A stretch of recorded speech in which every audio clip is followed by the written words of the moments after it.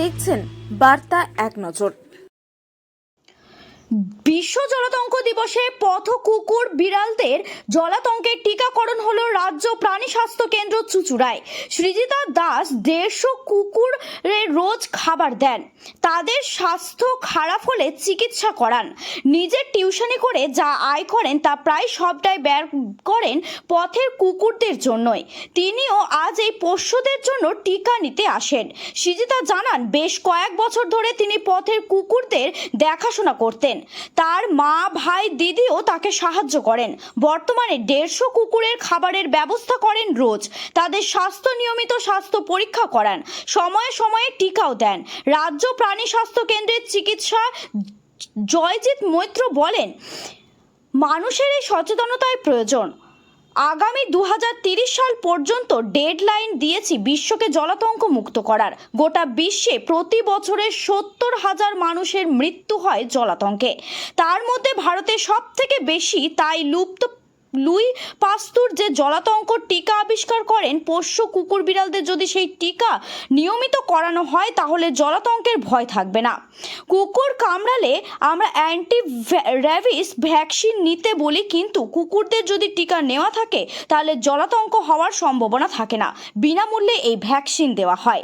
মৎস্য ও প্রাণী সম্পদ বিশ্ববিদ্যালয়ের উপাচার্য চঞ্চল মুখোপাধ্যায় সেই সেমিনারের বক্তা হিসেবে উপস্থিত ছিলেন।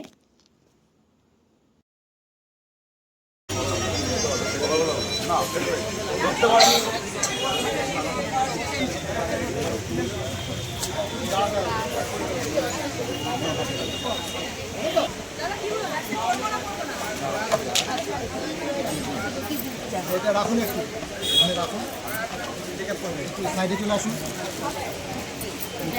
মুখটা সামনের দিকে দিন, সামনের দিকে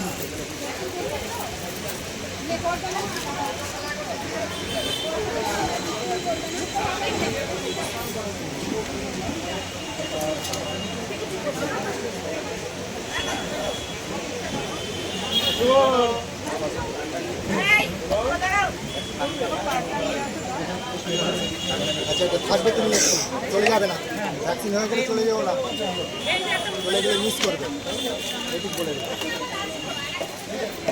পরে কে আছে তাড়াতাড়ি অ্যানিমেলটাকে রেডি করো।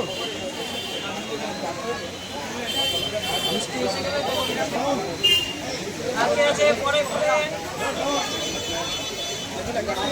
কে আছে এবং অন্যান্য জেলা থেকে আগত আর ভ্যাকসিন আছে সকল সম্মানীয় সদস্যদের অনুরোধ করা হচ্ছে তিনতলায় সেমিনার রুমে আমাদের সেমিনার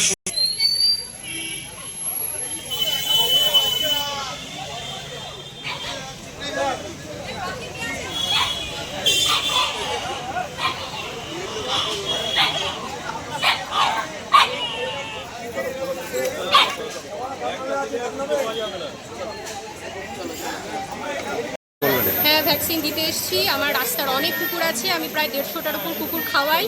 কোনো এনজিও নয়, আমি নিজে টিউশনি করি, তার থেকে যা পাই সেগুলো দিয়েই ওদের ওষুধ খাওয়া যা যতটা পারি ততটাই করি। কতদিন ধরে করছেন এটা? অনেক বছর ধরে। সাথে আমার মাও হেল্প করে, আর ভাই, দিদি, ওরাও সব নিজেরা আমরা যা যা রোজগার করি ম্যাক্সিমামটাই ওদের পেছনে চলে যায়। এগুলো কি আপনার বাড়িতেই থাকে নাকি রাস্তাতেই থাকে, এমনি খেতে দেওয়া, তারপর এমনি শরীর খারাপ হলে চোখের সামনেই সেগুলো তো আমাদেরই করতে হয়। মানুষকে তো বলে বোঝানো যায় না, ওরা মারবে ধরবে, ওদের খেতে তো দেয়ই না, উল্টে মারে ধরে। একেই ওদের এমনি রোগ, তার উপর আরও মারা ধরা, তার জন্য আরও বেশি ওদের ক্ষতি হয়। পোষ্য কুকুরদের মানে খাবার দেওয়ার জন্য একটা নির্দিষ্ট জায়গার কথা বলেছিল কোর্ট থেকে একটা অর্ডার। হ্যাঁ, সেটা তো কোনো কিছুই নয়। মিড ডে মিলের কথাও শুনছি যে বাচ্চাদের সাথে যে সব জায়গায় দেবে, তো আমার মনে হয় না এগুলো কিছু ওয়ার্ক করবে। আলটিমেটলি কাজটা যেটা হবে, আমরা জানি যে একই মিড ডে মিলেও এত স্ক্যাম হচ্ছে, তার উপর ওদেরও যদি খাবার ইয়ে থাকে, কুকুররা তো খাবার পাবেই না, সাথে কিছু মাঝের লোকেদের সুবিধা হবে। আজকে কি ভ্যাকসিন হলো? হ্যাঁ, এর হয়নি, এখনো চেক করবে, বাকি রয়েছে, তাদেরটা করে দেবে। দেখা যাক, সবাই যদি আমরা একসাথে থাকি, ওদের অবলা প্রাণী আমরা যদি না দেখি, তারা দেখবে। নামটা বলুন। আমার নাম সৃজিতা দাস, আমি এমএসসি বিএড কমপ্লিট করেছি, এখনো দেখতে। কোথায় থাকেন? আমি চুঁচুড়াতেই থাকি। জুনোসিস ডে 1885 খ্রিস্টাব্দে লুই পাস্তুর এই দিনে অ্যান্টি র্যাবিস ভ্যাকসিনটা একটি 9 বছরের বালকের উপর সাকসেসফুলি প্রয়োগ করা হয়েছিল। সেই দিনটিকে স্মরণ করে রাখার জন্যই এই দিনটাকে ওয়ার্ল্ড জুনোসিস ডে হিসেবে পালন করা হয়। যে সমস্ত রোগ পশু থেকে মানুষে এবং মানুষ থেকে পশুতে যায় তাদেরই বলা হয় জুনোটিক ডিজিজ। তার অন্যতম হচ্ছে রেবিস বা জলাতঙ্ক। এই রোগ হয়ে গেলে কিন্তু কোনো চিকিৎসা নেই, সেই জন্য পাগলা কুকুরে কামড়ালে সঙ্গে সঙ্গে টিকা দেওয়া হয়। সেটা হচ্ছে 0, 3, 7, 14, 28 এই ফুল কোর্স হচ্ছে 5 দিন জলাতঙ্ক রোগের টিকা দিতে হয়। কিন্তু কুকুর পোষার সময় 3 মাস বয়স থেকে প্রতি বছরে একবার করে আমরা জলাতঙ্ক রোগের প্রতিষেধক টিকা যদি দিয়ে রাখি তাহলে এই জীবাণুটা তাদের মধ্যে আসতেই পারে না, তাহলে তার কামড় থেকে এই রোগটা হতেই পারে না।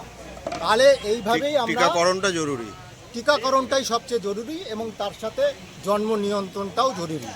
তাহলে আমরা ওয়ার্ল্ড হেলথ অর্গানাইজেশন আমাদের যে টার্গেটটা দিয়েছে কুকুরের কামড়জনিত জলাতঙ্ক থেকে আমরা রক্ষা পেতে পারবো, আমাদের টার্গেট হচ্ছে 2030। সেটা করতে গেলে সবাই মিলে প্রচেষ্টা না করলে হবে না, নিরন্তর এই ভ্যাকসিনেশন প্রোগ্রাম চালিয়ে যেতে হবে এবং একবার করলেই হবে না, একটা ভ্যাকসিন করলে সেটা 1 বছর অ্যাকশনটা থাকে 1 বছর। তো সেই জন্য আমরা প্রতি বছরই এই প্রোগ্রামটা করে থাকি এবং বছরে একাধিকবার আমরা এই প্রোগ্রামটা করি। এবার আজকে হয়তো কেউ আনতে পারেনি, আবার ওয়ার্ল্ড রেবিস ডে 28 সেপ্টেম্বর সেদিনও আমরা করব। এইভাবেই আমরা করে চলেছি। প্রতি বছর 70